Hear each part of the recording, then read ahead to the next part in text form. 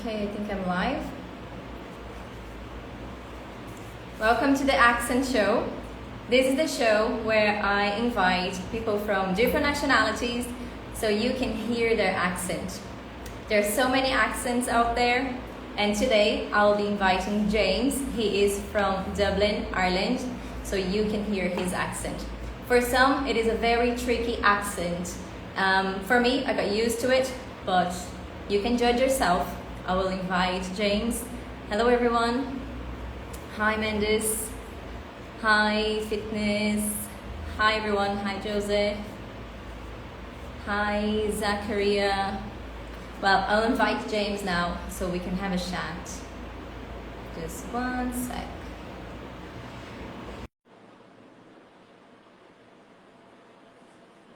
Hello everyone. Welcome.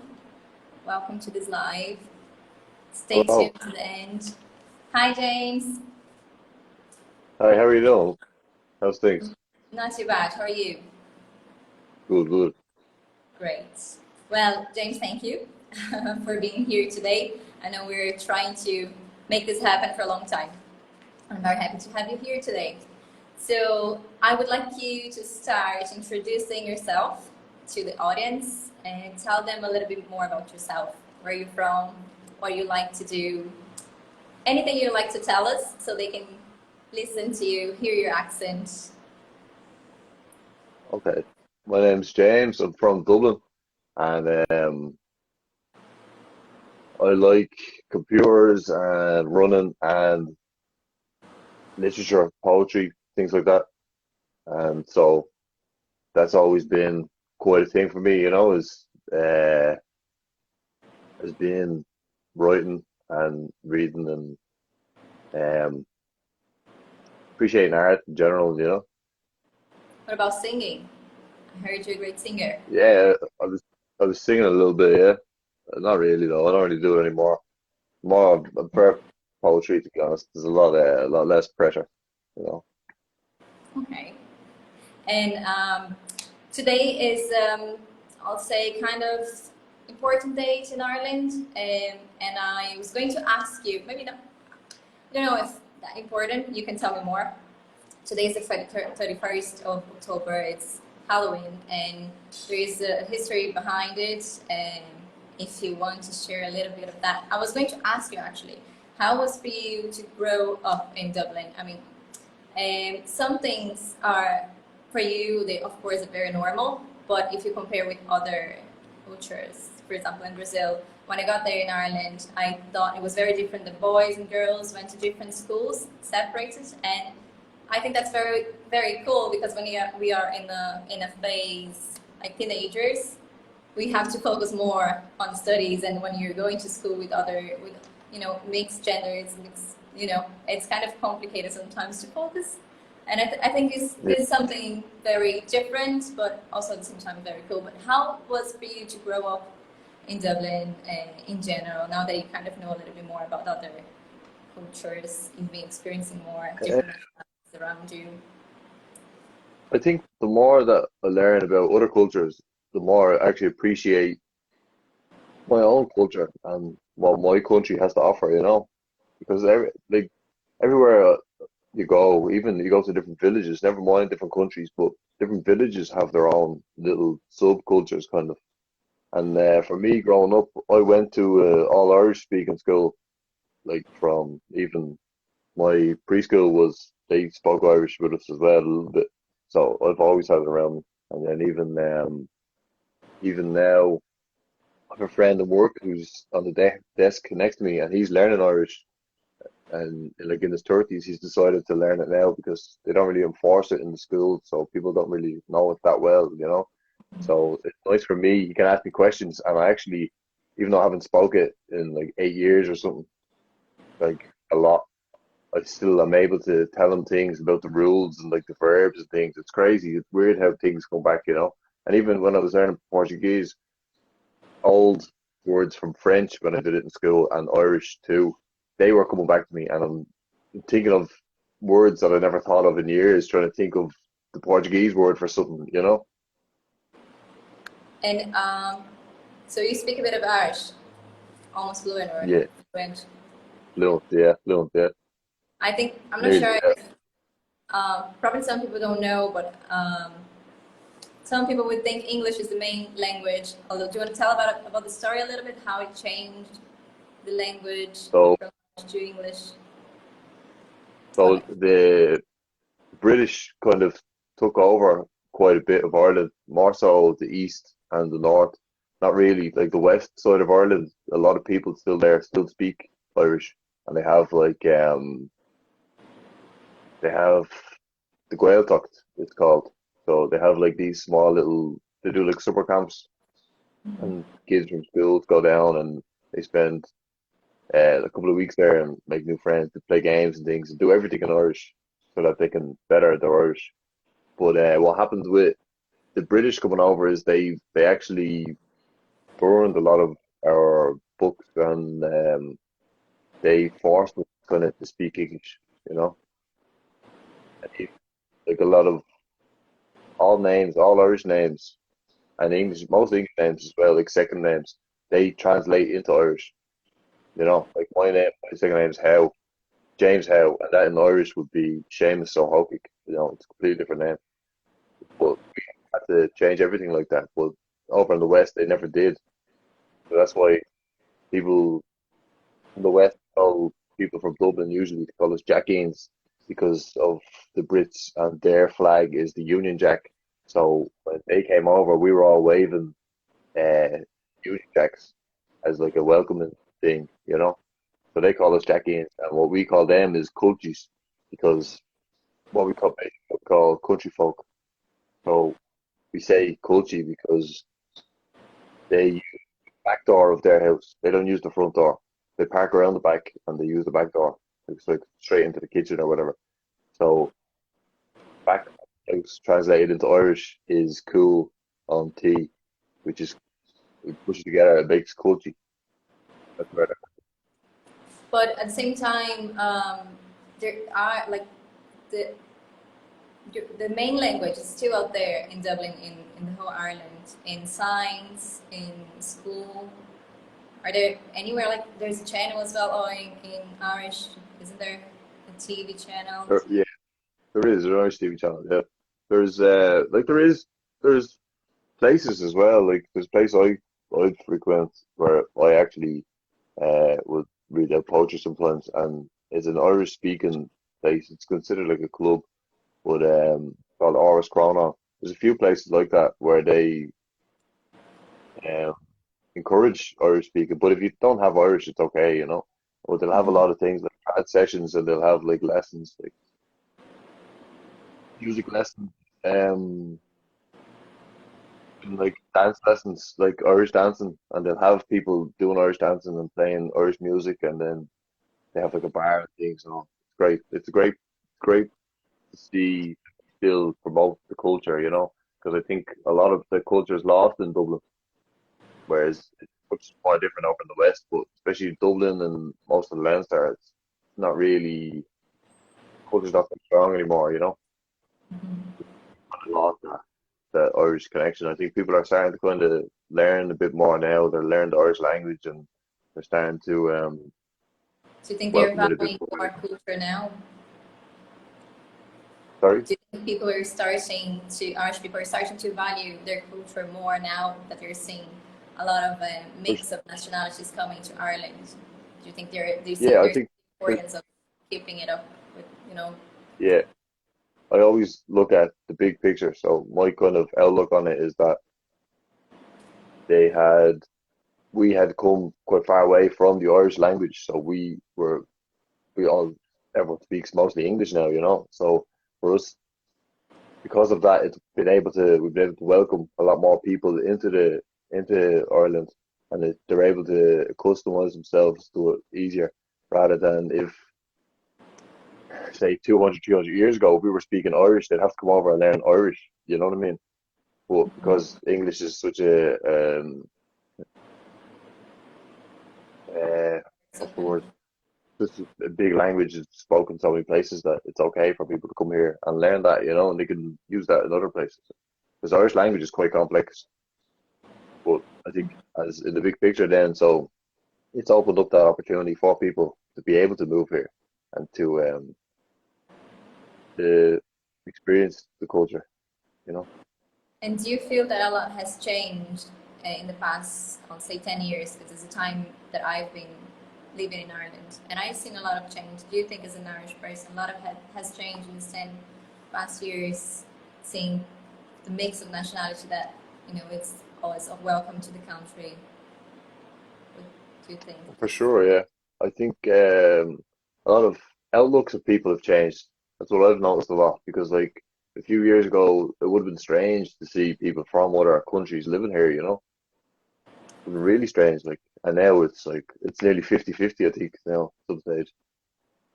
There are people So, from everywhere. mostly just, yeah, mostly just that, though. Mostly just the outlook, because especially older generations, they still think that there's only Irish people living in Ireland, you know what I mean? So they're kind of, it's shocked or whatever, you know?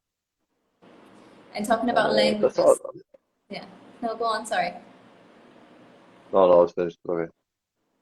No, okay then. Talking about languages, I know that you're learning Portuguese. How has this been for you? Good, because I'm surrounded.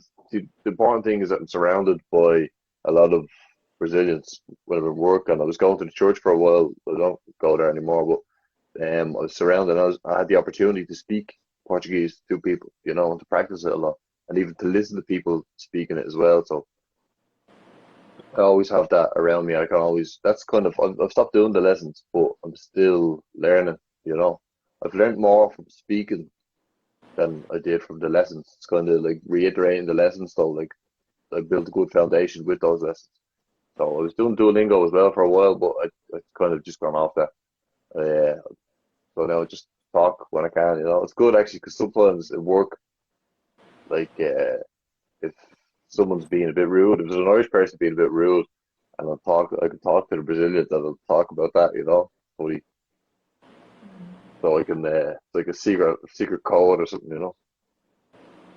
And But as for learning it, I think it's the biggest thing for learning it. Yeah. and what have you learned? Can you say it in Portuguese? Anything in Portuguese to me? Yeah, not on the spot like that, you know, but like if it, start a conversation, have a conversation, you know. What about hi, how are you? That's easy. Oi to the bank, to the ball. So, yeah, it's very easy. Yeah. And then like even some of the idioms like Jabon Alagoa and things like that and all, you know. Have you, do you remember any funny situation when you're trying to speak in Portuguese to someone and you meant one thing, but it actually came out a different thing? Or that someone was talking to you in English and they tried to say one thing and meant another thing, you know? Yeah, it That happens happened. all the time. Yeah, um, mostly push and pull, because pull in Portuguese is push, but our push is the opposite of pull, you know. Bull. Push and pull, Oh, you know, yeah, like on pull. the door, you know. Yes. Yeah, Yeah. so the door says push, but Our uh, brain automatically spins when we see push and pull at the doors yeah, because, yeah, it's because in Portuguese, push um, it's the opposite of puxar, but it sounds very similar, push and puxar, but they are the opposite. So when we see push and pull at the doors, our brain automatically goes down. yeah, yeah. So we I have to do I kind of both together, automatically, pull and push. yeah, I just shake a door. I push it and pull it to see which way it goes, you know, just in case, just Exactly. I've been there sometimes. Yeah, but I saw something on the internet today. I think it was an English native speaker trying to ask for coconut water in Portuguese, and because of the commas that there are in the Irish language as well, in Portuguese there are commas to change the emphasis and the sentence in the word. And coconut water is água de coco. Coco, it's coconut. But if you remove the comma, or it becomes cocoa. But actually, I, it's very similar, but it means something completely different. yeah, yeah. And Well, actually, someone was asking for water of poop instead of water of yeah, coconut water. You know what I mean? Asking yeah. for Something coconut similar. water. Something similar happened to me actually. I was in a kebab shop in city centre in Dublin, and I saw these little like cartons of water, and I thought it was coconut water. So I went up to the guy and I said, "Can I get coconut water?" And he's like, "What?" And I said, "Coconut water." And he's like, okay." And then he comes back over and he gives me a little carton of water and a can of Coke. He gave me a Coke and a water, you know? Yes. I think you probably see a lot of that happening all the time because there's so many Yeah, different nationalities in Ireland, in Dublin. And the whole Ireland is not Dublin only. It's everywhere in Ireland now. yeah, And everywhere, do yeah. you like this? Do you like that a lot of people come to your country to learn from you guys and, you know your I culture? like it. Yeah, I think it's going to be interesting in a few years as well because like the likes of there's a lot of Nigerian families who've been here years. So now their accent, like the kids' accent sounds Irish, but you're not expecting that, It just happened to me, like happens to my dad, he's a bus driver and he like gets on and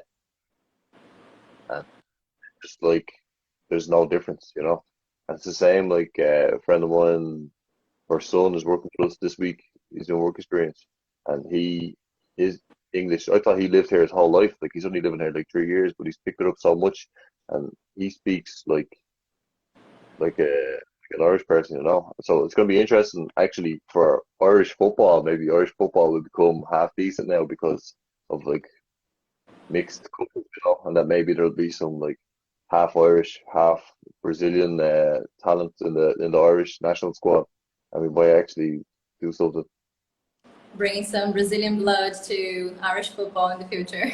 Yeah, yeah, that's my hope, anyways. That's my that's what I'm hoping for. Has the Irish team gone into World Cup this year or next year? No, Oh, no, they haven't. No, I heard something every about yeah. every 10 years or so, we make it into a World Cup. A couple more years. Let the boys grow up. The ones Yeah, that mine boys maybe one day they'll be there helping the team. yeah, yeah. And Hopefully, they have the option, anyways. yeah, yeah. But I think, do you think football is bigger than rugby? I don't know. Not I think yet. it's quite split.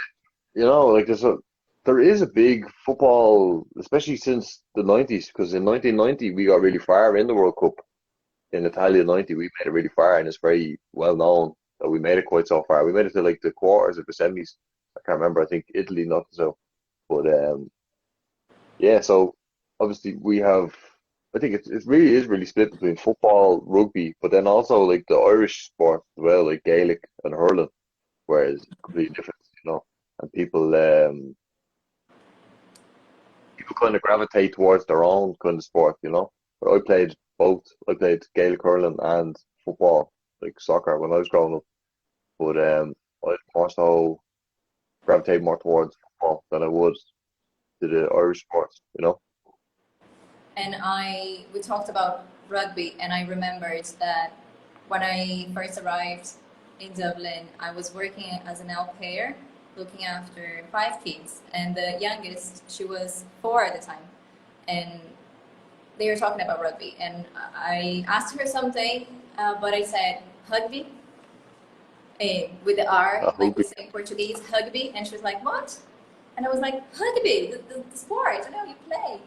And she finally understood that I was talking about rugby, and that was just one of my funny situations that I could remember. Yeah, But I had loads. I had loads with yeah, gas, mixing up gas with windy, and anyways, that's something else. But yeah, yeah, yeah, there are some funny situations involving English when you're learning. But that's what makes, that's, I think that's it's what pushes you to learn more. It's the mistakes you make and yeah, you learn from them. There's no other way of learning. yeah. If you're not making mistakes, Absolutely. You have to make mistakes. You have to take on the amateur mindset, where um, you have to just stay as the pupil, you know, because if you're trying to be the teacher when you don't know anything, you can't really explain anything to anybody, you know. You have to just keep ticking away at it. And yeah, about what you're saying about people saying things differently, even what helped me to learn Portuguese was to listen to how some Brazilians whose English isn't so good is because they just directly translate sentences. So for me to learn it was hearing it, hearing the sentence backwards helped me to understand what way I was trying to translate English into Portuguese. You know, it's like the key, you know, it's like the key code kind of like to link the two of them together, you know. Yeah, yeah. For a lot of people that are starting to learn, they do change. Well, that's the word, anyways. For us, is a different way around for some verbs, etc. So it's, I think it makes sense what you're saying when you change the order of what you're saying. It makes sense for you in English. And Yeah. do you have any advice for anyone out there learning a new language, like sort of learning Um, now? read, read a lot, listen to people talking. Don't use subtitles. Don't use subtitles. Subtitles are cheating, and they'll help at the start, but eventually they're like a crutch, you know, because you need to and body language and context. Context is key, and that's what's good about stories because they're basically just full of context, you know, of things happening. So in stories and in TV shows like Friends, like they're really animated in the way that they do things and everything. So it's easy to pick it up and it'd be easier to do it that way. To use other things and also just talk to people. Just talk because what I learned from learning Portuguese was that people are always so welcoming to hear somebody speaking their language, you know. So there's no point in being shy about speaking the language because they want to hear the language, you know. I think with Brazilians, I don't know if that's the same with everybody else, but with Brazilians, we always think that people won't be patient enough to try and understand what we are trying to say. And a lot of people, they're afraid to speak and make mistakes because they're afraid to be judged, afraid of making Absolutely. mistakes, and they think someone else, you know, we're just afraid. We freeze. We think people will judge and they won't be patient. But it's completely opposite. I feel that when you're trying to speak someone else's language, they're much more open to try and listen and understand what you're trying to say. Same thing if you try to speak Portuguese Yeah, to me, I'll think that's so cool. Are you trying to speak Portuguese? Yeah, come on. yeah, and they can explain things as well. Well, Yeah, if you have questions or anything, they can explain it to you. Maybe they don't know all the technical terms. Like I don't know for English, I don't know any of the technical terms. You know, like past participle. I couldn't tell you what that even means. You know, I've no idea. But I know how it works. If you give me the problem, I can tell you how it should be or whatever. You know, and that's the beauty of having a country with so many different languages, so many different cultures, is that you can learn like new food, new languages, new just about people in general, you know. And you can see, you actually, what I've noticed that people are actually really similar, you know. There's not actually like such a divide between people at all, you know. Like I was with my friend in a taxi last night, and I was talking to a Polish guy, and he's talking about um, kind of just about different parts of Dublin. You know, he's living here like 17 years, and it's like talking to another Irishman, you know. yeah. It is because there's never a divide between people. There's always this humor and you don't understand things. There's always a bit of like an us and them or Mhm. whatever. It's only us, you know. It's only ever Yeah. We two are people. all made of the same flesh and blood. Just the language and passport make us different. Yeah, But and we're different all the same. tastes, but yeah. But even like in Ireland, if you just look, if you segregated just Irish people, and you look, there's so many people that have such different tastes in even just the food alone, you know. Like Yeah. I've got I get arguments with people over like a friend of mine doesn't he doesn't like chicken on the bone, so he won't eat like chicken wings, so he gets like boneless chicken wings, things like this. But you're eating goujons, it's all the same, it's all the same. Yeah. I think Brazil is a very big example of this because Brazil has so many different cultures and or people from different parts of the world, same as Ireland, came Yeah, here to establish their lives here, and people from Europe, different parts of Europe, from Germany, from Portugal, Italy. We had our indigents here, and it's a mix. It's a big mix, and we're all the same, just looking a little bit different. It's yeah, Brazil. I think that's most. I think one of the most attractive things about Brazil, I think, is it's everywhere in one place. Like yeah, people from definitely. all over in one Yeah. nation. And I love that. What makes me actually look sad, just thinking of it there, is like uh, the lack of natives, you know, like the actual Indians, like there's such a small amount of them, whereas they lived everywhere over there at one stage, and it'd be interesting to see what culture would be like if everywhere was left to prosper, and what it would actually look like, what the world would actually look like if Native Americans or the Mayans or everybody was integrated now with people. It'd be very interesting to see what it'd be like. If you go to Amazonas, there's still tribes of indigenous people there, and they still living how they were in the past. Some tribes they want to be integrated with society, have phones, have cars. Yeah, some don't. It just makes sense. But some of them they don't, and they still leave their culture away. In so there is a place in Amazonas where you can go and visit, and they welcome you to the tribe, and they show you their their ways, Deadly. their food, and it's a different Brazil. It's a completely different part of Brazil. It's like two different worlds and Yeah, the same land. It's very it's interesting. I good never though. been, but it's very It, interesting. Brazil is very big, and I haven't been in many places here. But I yeah, would be very interested to see that as well, because it is a completely different Brazil from what I'm used to. yeah. It's Interesting.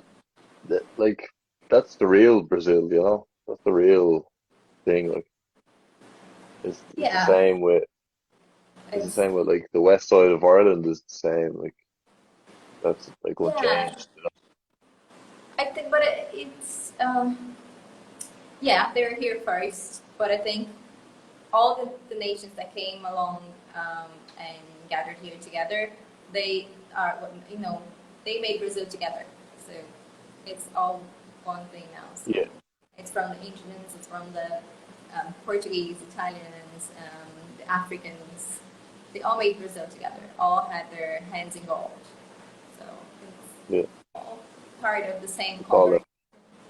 a yeah big melting pot of culture.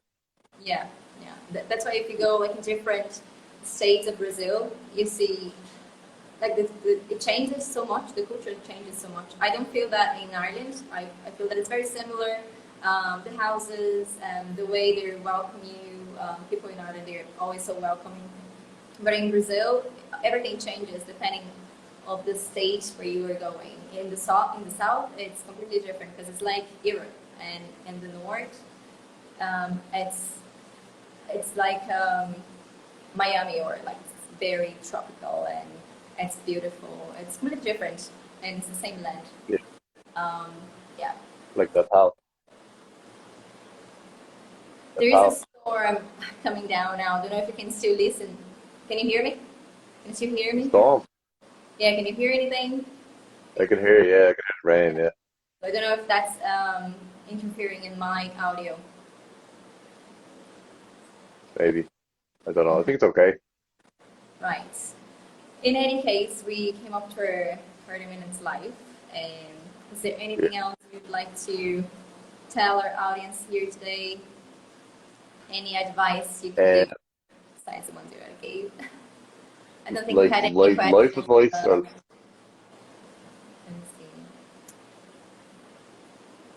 no, not really, no.